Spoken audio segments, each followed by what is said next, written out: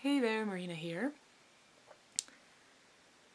I wanted to share one of the tools that I use on myself. I call it the wear it out technique.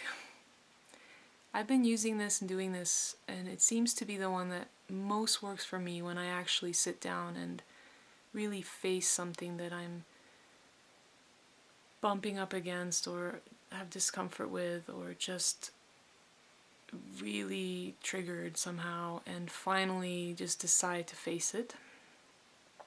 And for me, what really works really well is to say things out loud. So I might be by myself, but I'll say what I think about another person that I'm convinced is either hurting me or being stupid or whatever. I'll say out loud my judgments about them, and without editing myself, I'll stop trying to justify and edit and really talk around what's going on, but just be bluntly honest about what I really think and what I really feel about a person or a situation. And it could be anyone, it could be family, friends, boyfriend, whatever.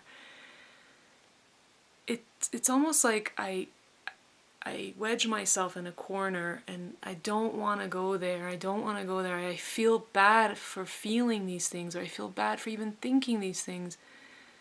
And finally there's this, like, I have nowhere else to go because they're just getting louder and louder and louder inside. And finally I find some time and really deal with it. And the way I deal with it is I wear it out. So I'll start saying something like, I don't know, I'm trying to make up one. He's being so cheap or shallow. Okay, let's just say he's being so cheap, whoever he is.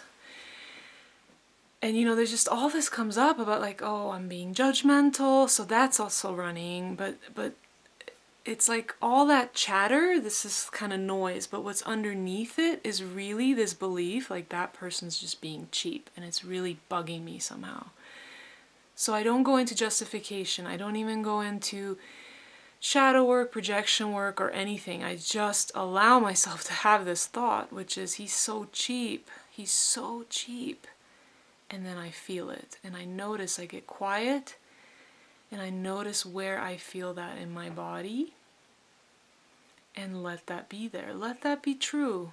And it's very uncomfortable when something like that happens. When I finally do this, I'm pretty much crying a lot.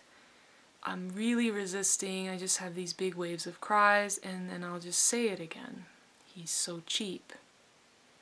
And then I'll feel it. He's being so cheap, and then I'll feel it. And it may not be that fast, it'll be slower, but I will do this cycle over and over again until it just becomes less and less real, less and less relevant. I start to become more aware of the words. I'll start to really sound out the words, he's so cheap, he's so cheap. And I will feel it and see what else is remaining. And I get so quiet that I'll really notice the subtleties, any subtleties that might show up.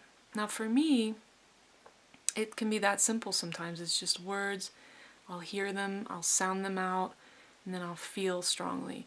But there might be maybe a visual of the person too that I will do this with, that I'm judging, I'm talking about. So I'll pull them up. I'll pull up their image and just look at them and try to find how that's true, that they're cheap. And I'll just keep looking, and then I'll find it, and maybe another wave will come through. He's so cheap, and I'll feel it. And I just do this until it wears out. It's almost like if you listen to a beautiful song on the radio that you hear for the first time, and you're like, oh wow, I really like this song, and you're just bopping your head, and you take some interest, and maybe you want to learn the song, you want to play it again so you can hear it again and maybe sing along or just dance to it again, or you can't wait till you hear it again on the radio.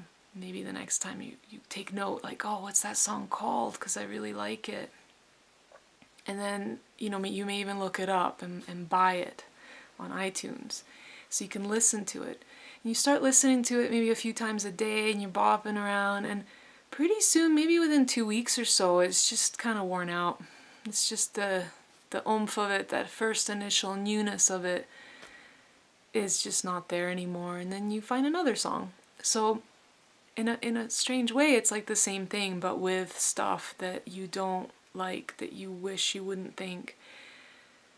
So you're not arguing ever with the content of what comes up, but actually you're going toward it by letting it be true, and then finding your proofs within you, and then just letting that be true too. So whatever feeling comes up, letting that be there. If you really sit with it, for me, tears come naturally when this happens. It just kind of washes through, it goes through, and then it's done. And I periodically retest it. If it was something that was really strong, maybe the person I'm talking about, I'll try in the real life. So now that I'm not triggered by them in person, I'll try in real life when I see them next time to see if I can find that judgment again. And then if it is still there, or I notice some behavior, I'll get quiet within myself, and I can even do that while talking to someone else, just noticing very strong attention, focus onto my body of how I'm reacting to that. And I may even sound those things out silently internally, and just noticing how in that case, I'm that behavior, or even just their look or whatever they're doing, is activating these things in me, that thought and this sensation. That's all that's happening, is they're getting activated. And I can fight it, I can try to change my mind about it, I can add a layer of feeling bad that I even have these thoughts. Then I can go to that. That would be another thing to wear out, is, I'm so judgmental. I'm such a judgmental person. And then notice what makes that true.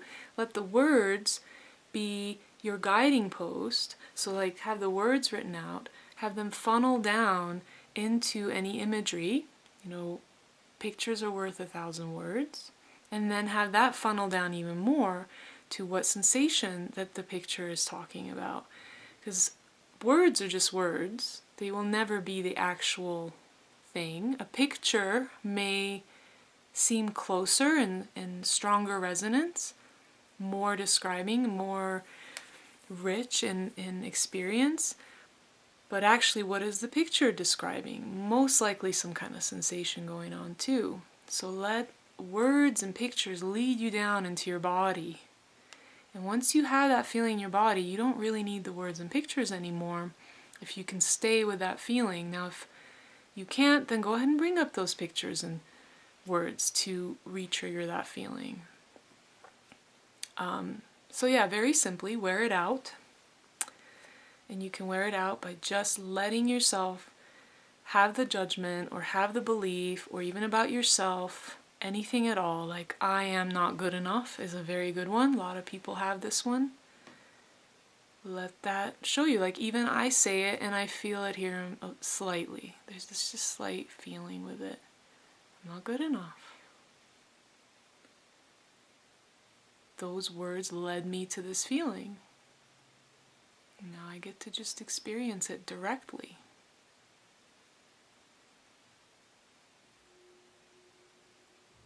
I'm not good enough. It's slightly different.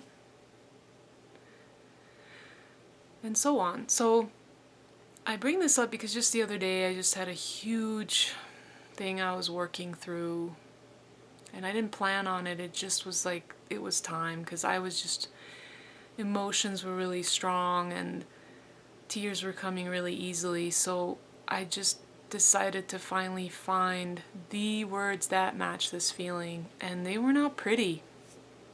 They were not pretty in the sense of, I don't even remember what they were right now. I just remember it's not something that I would have easily uttered to even a friend. The funny thing is I really can't remember what they were now, so it doesn't even really matter. I wore them out. If it comes up again, great. And if it doesn't, then something else will, so it's all good. Anyway, just wanted to share that with you. See how you can apply it if you want. Play with it. All of this is a playful exploration of our inner world. I think it's really exciting, actually, as we get to find out more and more about the inner workings of our beingness, and how we're exploring that, and how the inner and outer world connects. What feels like the inner and outer world. Alright, thanks a lot for watching. I'll see you later. Bye.